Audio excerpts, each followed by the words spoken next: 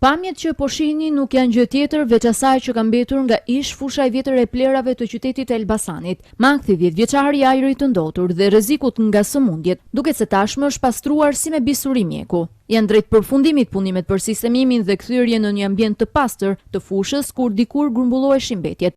Tashmë ka përfunduar sistemimi i fushës dhe është bërë mbushja me zhavor dhe në mënyrë që të jetë e përshtatshme për mbjelljen e pemëve. Ishte kryetari i bashkisë Zoti Sejdini, i cili në mbledhjen e fundit të Këshillit Bashkiak bëri të ditur se fal punës intensive që është bërë, kjo fushë që dikur popullohej nga grumbull i plerash, tashmë nuk do të jetë një shqetësim jo vetëm për banorët e lagjes, por për të gjithë qytetin e Elbasanit. Ajo që dikur ishte gropa e zezë e qytetit, sot do të kthehet në një ndër faktorët kryesor të ajrit të pastër. Largimi i plerave do të ndikojë jo vetëm në uljen drastike të ndotjes së ajrit, por gjithashtu edhe në mbajtjen e pastër të lumit Shkumbin, në cilin shpeshherë më parë përfundoni dhe mbetjet duke ndotur rënd. Nga fundi i javës pritet fillojë dhe mbjellja e fidanëve të rinj të pemëve, të cilët do të kthejnë fushën e shkretuar në një pyll të gjelbërt e të pastër.